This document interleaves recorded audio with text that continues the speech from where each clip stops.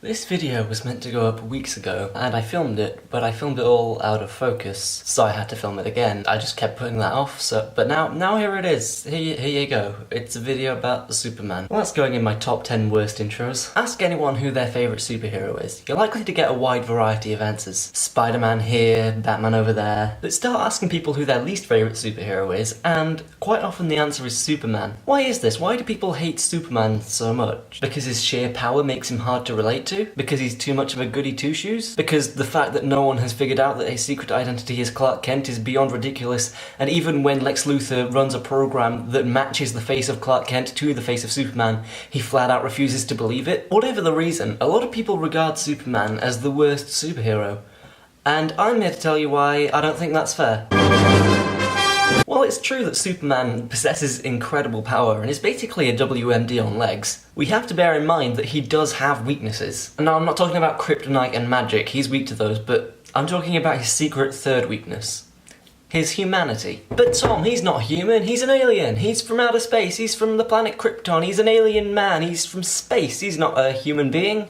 While it is true that Superman is not biologically human, he has spent almost his entire life on a human planet in a human society, surrounded by humans, being raised as a human by two humans. Man, Earth has a lot of humans. His identity isn't formed by being Kal-El of Krypton. His identity is formed as Clark Kent, the son of loving parents Martha and Jonathan Kent, one of whom died a tragic death that he couldn't prevent. Or in some cases he could prevent it, but for some reason it was more morally justified to let his father get sucked into a tornado. But let's ignore that for now. Let's say, like in the original movie, Jonathan Kent dies of a heart attack. In spite of all the godlike, insane powers that Superman has, he can't prevent that. He can beat up Doomsday all he wants, but when it comes to bad cholesterol, he's just no match for it. And then Clark has to come to terms with the fact that he, Superman, can't save everyone. That realization is part of what makes him human. He has hopes and dreams, he struggles with grief, he has loved ones and fears that one day he might not be there to save them in time. He fears that there are people he might not ever be able to tell the truth about who he really is. For a lot of his life, he's been an outsider, quite literally alienated from the rest of the human populace. Those are the things that make Superman a compelling character. I personally don't feel like any of the movies have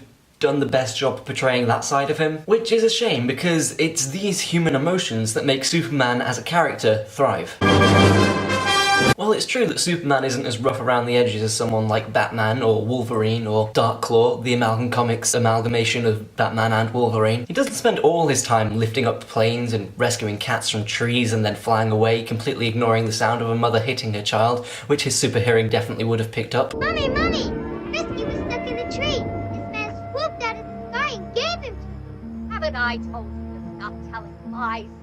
Yeah, that first Superman movie hasn't really aged well, has it? But Superman has occasionally gone full badass. We learn in Justice League Unlimited that he spends a lot of time holding back his power because he's afraid of the collateral damage he'll cause. Except sometimes he just knocks down a bunch of buildings because his dad told him somehow it's more morally justified to let people die. But let's ignore that for now. There's also the time that he fires a gun at this dude, only catching the bullet when it's mere millimeters from his face. That's pretty badass. But like I said, there's a reason that Superman holds back his power. He believes in the core values of peace and justice and freedom. Ultimately, his goal is to save people, to help them and inspire them, to let them know there's someone out there who's got their backs. Superman doesn't beat up mob bosses in an alley, and that's a good thing, that's a good quality to have as a person, because ultimately Superman is a good person. Just because he doesn't look as good brooding on a rooftop doesn't mean he has any less value as a character.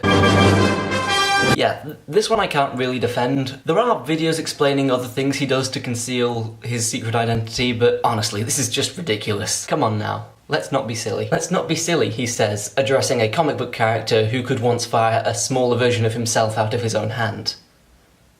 But let's not be silly. Now, if you still think Superman is the worst superhero, I'm gonna round off this video by listing some characters who've existed through the years that I think are far worse than he is. Matter-Eater Lad, who can eat through anything. Arm Fall-Off Boy, who can take off his own arms and use them as clubs. Maggot, who has a slug-based digestive system. What? Fat Man the Human Flying Saucer.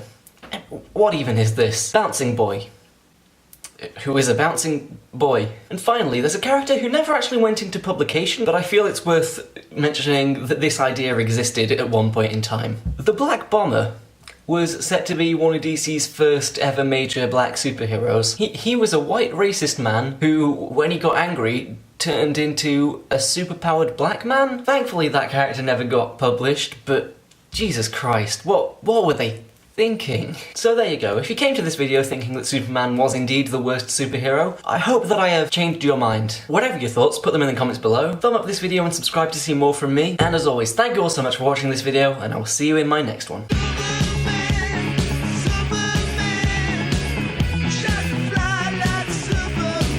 And the fact that he doesn't spend every night beating up mob bosses in an alley isn't a detriment to its character. That's a good quality to have in a person.